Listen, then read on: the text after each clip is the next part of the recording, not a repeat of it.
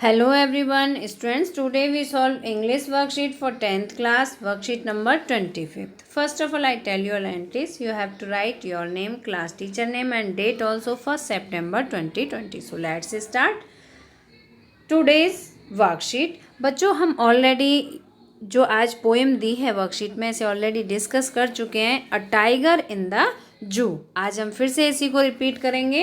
ये आपके सिलेबस की पोएम है, तो फिर से स्टार्ट करते हैं। Some interesting facts about tigers. इसमें टाइगर से रिलेटेड कुछ इंटरेस्टिंग फैक्ट्स बताए गए हैं। फर्स्ट है tigers are very good swimmers. Tigers बहुत अच्छे तैराक होते हैं। They hunt alone at night. वो रात्रि में अकेले शिकार करते हैं। थर्ड पॉइंट है tigers can easily jump over 5 metres in length.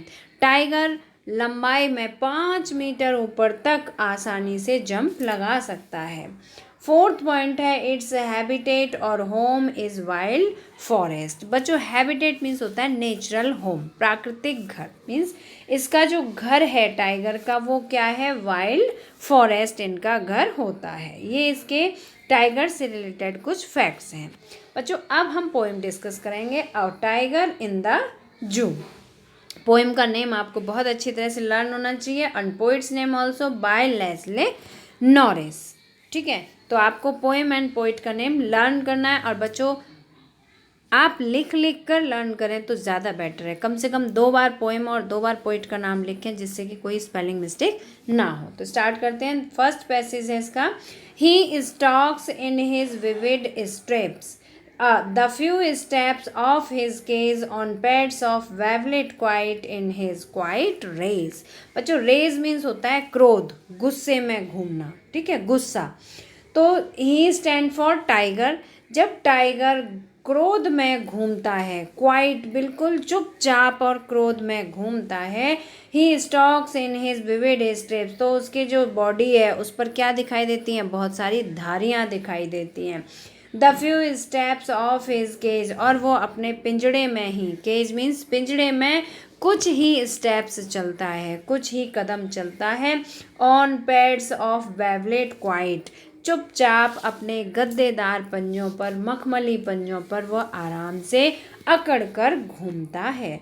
तो बच्चों ये जो फर्स्ट पैसेज है इसमें क्या दिखाया है, condition of A tiger in the जू। टाइगर जू में किस तरह से रहता है, ये उसकी पोजीशन बताई है। तो देखिए वो जू में कैसे घूमता है, क्रोध में चुपचाप अपने गद्देदार पंजों पर अपनी बहुत सारी धारियों को दिखाते हुए अपने पिंजड़े में कुछ कदम चलता है। ठीक है, अब सेकंड पैसेज देखते हैं। ही should B lurking in the shadow. He should B lurking in the shadow. बच्चों लर्किंग मीन्स होता है घात लगाए बैठना, मतलब चुपचाप शिकार का इंतजार करना। ठीक है, ही should B lurking in Shadow. अब हमने जो फर्स्ट पैसेज पढ़ा था इसमें जो टाइगर है वो कहाँ पर है, जू में है ना।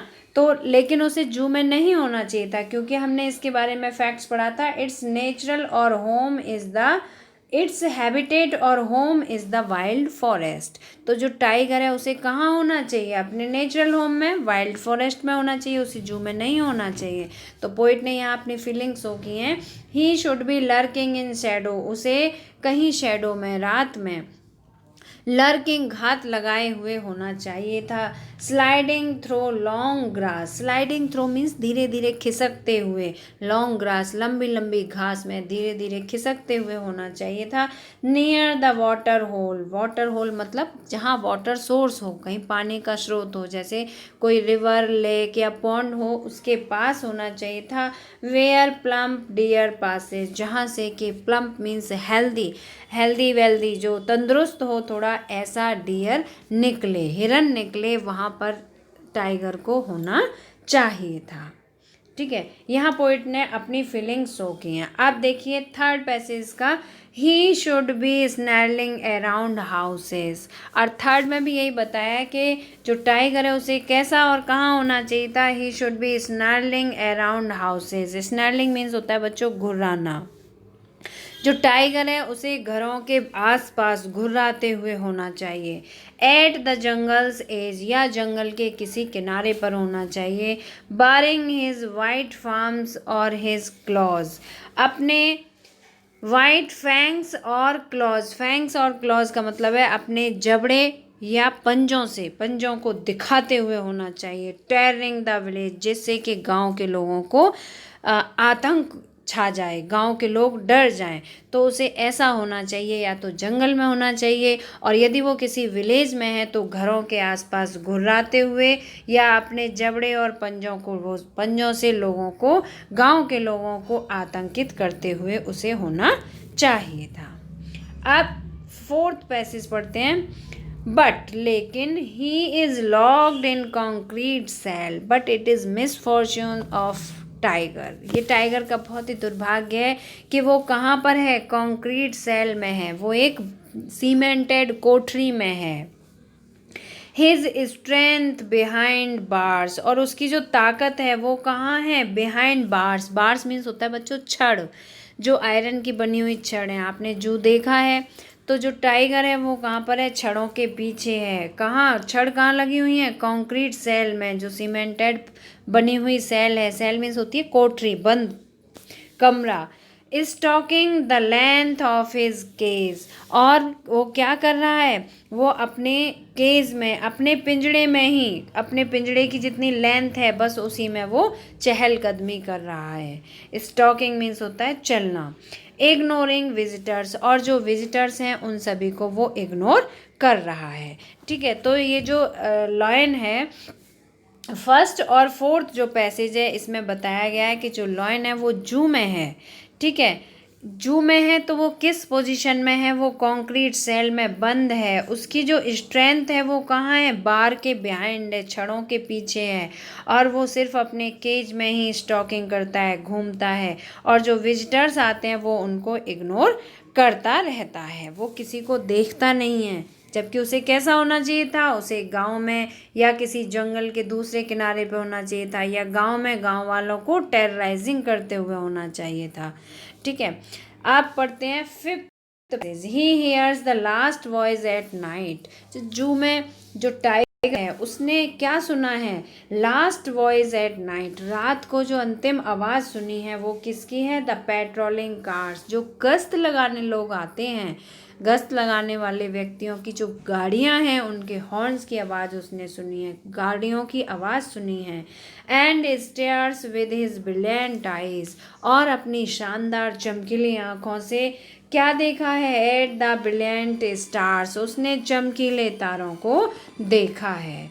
और उसने सिर्फ अपने जू में रहकर, पिंजड़े में रहकर क्या किया है, कुछ कदम चहलकदमी की है, पेट्रोलिंग कार्स की साउंड को सुना है, इसके अलावा और स्टार्स को देखा है। ठीक है, तो इस तरह से ये जो पोजीशन है, जो कंडीशन बताई गई है इसमें जू में रहने वाले टाइगर की बताई गई है कि वो किस पोजीशन में रहता है। ठीक है बच्चों, I hope you understand this poem very well. अब इसको समराइज भी किया है इस वर्कशीट में, तो हम उसे भी थोड़ा पढ़ लेते हैं जिसको और अच्छी तरह से समझ में आ जाएगा। ये देखिए, the tiger looks beautiful, tiger बहुत सुंदर दिखाई देता है। It has strips on his body, on its body, जो टाइगर है उसकी बॉडी पर स्ट्रिप्स हैं। स्ट्रिप्स मतलब होता है ऐसे धारियां हैं, आपने टाइगर देखे होंगे। Its paws are soft like velvet, और इसके जो पॉज हैं, पंजे हैं, वो कैसे हैं, वेवलेट की तरह, वेवलेट मतलब मखमल की तरह मुलायम है। The tiger is angry as he show forest near a water body waiting to catch its prey or making the villagers afraid, showing its sharp teeth and claws। और जो टाइगर है वो बहुत एंग्री है, बहुत नाराज़ है। क्यों है, क्योंकि वो उसे फॉरेस्ट में होना चाहिए था या किसी वाटर बॉडी के पास होना चाहिए था। वाटर बॉडी मैंने आपको बताया था, जैसे लेक है, रिवर है, पॉन्ड है ना, या कोई फाउंटेन है, उसके पास होना चाहिए था, और जहाँ के वो अपनी प्रे का, जहाँ अपने शिकार का इंतज़ार करता रहे, या विलेजर्स को एफ्रेड करते हुए उसे होना चाहिए था। अब नेक्स्ट देखो, the tiger is in the जू इन ए सेल, लेकिन जो टाइगर है वो कहाँ पर है, सेल में है, जू में है। जू मतलब चिड़ियाघर की एक कोठरी में है, सेल में। ही इज़ सो अनहैप्पी, वह बहुत नाखुश है। That he does not even look at the visitors in the जू, इतना परेशान है वो, इतना अनहैप्पी है कि वो जू में आने वाले विजिटर्स को भी अवॉइड कर देता है, उनको देखता नहीं है। डज़ नॉट इवन लुक, उनकी तरफ वो देखता ही नहीं है। At night the sirens of patrolling cars, at night the sirens of patrolling cars, but he doesn't look at the stars lit sky in dreaming of being free। और वो क्या करता है, नाइट में उसे क्या सुनाई देता है, पेट्रोलिंग कार, गश्त लगाने वाली जो गाड़ियाँ आती हैं, जो लोग आते हैं अपनी गाड़ियों से, उनके सायरन की आवाज़ को सुनता है, सायरन्स को वो सुनता रहता है। And he does it looks at the star lit sky if dreaming of being free, और वो आकाश की तरफ, उन तारों की तरफ देखता है और क्या स्वप्न देखता है कि वो being free, वह भी स्वतंत्र होना चाहता है, स्वतंत्र होने के सपने को देखता है। Animals are free being and must not be kept in captivity. बच्चों, ये इस पोएम का मैसेज है कि जो एनिमल्स हैं वो फ्री बीइंग, स्वतंत्र होने चाहिए, मस्ट नॉट, उन्हें नहीं रखना चाहिए। मस्ट मीन्स जो करना ही चाहिए, ठीक है। तो मस्ट नॉट, इसमें नॉट आ रहा है तो उन्हें नहीं रखना चाहिए। To be kept in captivity means उन्हें किसी भी बंधन में नहीं रखना चाहिए, ये इसका मैसेज है। तो बच्चों, अब हम इसके बाद इसके क्वेश्चन आंसर्स पढ़ेंगे। इसके बेस पर जो आज वर्कशीट में बच्चों आपको फिगर्स ऑफ स्पीच दिए हुए हैं, आई होप कि आपको कुछ पोइटिक डिवाइसेस के बारे में नॉलेज होगी। और आज हम और पढ़ेंगे फिगर्स ऑफ स्पीच, या आप उन्हें पोइटिक डिवाइसेस कह सकते हो। बच्चों, जो इससे पहले वर्कशीट आई थी उसमें क्या था, पोएम को डिस्कस किया था, उसके बाद पोएम से रिलेटेड क्वेश्चन आंसर्स थे। आज की जो वर्कशीट है इसमें पोइटिक डिवाइसेस हैं जो पोइट ने इस पोएम में यूज़ की हैं। तो देखो, last week you answered some questions related to given poem, poem से रिलेटेड कुछ क्वेश्चन के आंसर दिए थे आपने। This week we learn about some poetic devices used by the poet, और इस वीक हम पोएम में पोइट के द्वारा यूज़ की गई कुछ पोइटिक डिवाइसेस को डिस्कस करेंगे। तो देखो, फर्स्ट पोइटिक डिवाइस बताइए बच्चों, इसमें पर्सोनिफिकेशन। पर्सोनिफिकेशन, पर्सोनिफिकेशन का मतलब होता है बच्चों मानवीयकरण, ठीक है। जैसे किसी भी चीज़ को, किसी निर्जीव वस्तु को ह्यूमन बीइंग से उसका जैसे ह्यूमन बीइंग का उसमें रूप दे दिया जाए तो वो कहलाता है मानवीयकरण, ठीक है, पर्सोनिफिकेशन। अब देखो, giving human character to something that is not human, जो ह्यूमन नहीं है, जो मनुष्य नहीं है लेकिन उसे मनुष्य का रूप दे दिया जाए, दैट इज़ कॉल्ड पर्सोनिफिकेशन। इसे हिंदी में कहते हैं मानवीयकरण, आपने हिंदी में भी पढ़ा होगा। सेकंड है रिपीटेशन। रिपीटेशन का मतलब होता है बच्चों किसी चीज़ को दोहराना। Poet uses repeating words to show importance of something, यहाँ पर किसी चीज़ की इम्पोर्टेंस दिखाने के लिए पोइट ने कुछ वर्ड्स को रिपीट भी किया है, ठीक है, रिपीट भी किया। आप पोएम को एक बार फिर से पढ़ना और आप खुद से पता लगाना कि कौन कौन से वर्ड यहाँ पर रिपीटेशन के हैं। थर्ड है इमेजरी। इमेजरी मीन्स होता है बच्चों कल्पना करना, काल्पनिक। इमेजरी जो कल्पना पर आधारित होता है। Poet uses word which create a picture in your mind. बच्चों, इमेजनरी का मतलब हुआ, सपोज कि आपने ये अभी पोएम पढ़ी अ टाइगर इन द जू। आप इस पोएम को इस तरह से पढ़ो कि जैसे आपके सामने एक टाइगर का सीन ही आपकी आंखों में आ जाए, जू में किस तरह से टाइगर रहता है आपकी आंखों में वो सीन आ जाए, तो वो क्या कहलाता है, इमेजरी कहलाता है, काल्पनिक, ठीक है, कल्पना। फोर्थ है इसमें राइमिंग स्कीम। बच्चों, ये सभी क्या पढ़ रहे हैं हम, आपको याद होना चाहिए, पोइटिक डिवाइसेस पढ़ रहे हैं, ठीक है। Rhyming scheme, poet uses words with same sound to give a musical effect to the poem. Poem को म्यूजिकल इफेक्ट देने के लिए जब पोइट सेम साउंड यूज़ करते हैं, that is called rhyming scheme. तो उसे क्या कहा जाता है, उसे राइमिंग स्कीम कहा जाता है। फिफ्थ है एलिट्रेशन। बच्चों, एलिट्रेशन मीन्स होता है अनुप्रास अलंकार, जो आपने इंग्लिश में पढ़ा होगा। रिपीटेशन ऑफ नेबलिंग वर्ड्स और sounds as cramped circles here C is repeated.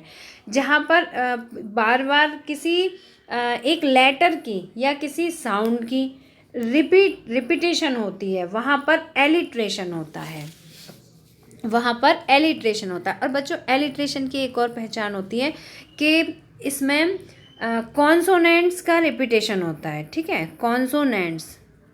Consonants बच्चों आपको पता होगा व्यंजन होते हैं, हिंदी में जो व्यंजन होते हैं, ठीक है। और इंग्लिश में A E I O U को छोड़ के जितने भी लेटर्स होते हैं ऑल आर कॉन्सोनेंट्स, वो सभी कॉन्सोनेंट्स होते हैं, ठीक है।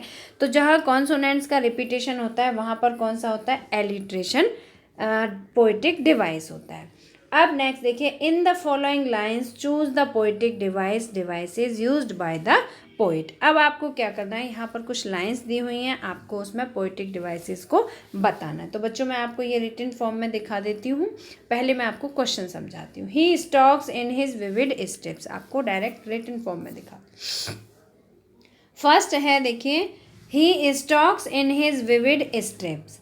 जो ही स्टॉक्स मीन्स वह टहलता है। अब देखिए यहाँ पे हम किसके टहलने की बात कर रहे हैं, किसके चलने की बात कर रहे हैं, टाइगर की बात कर रहे हैं, ठीक है।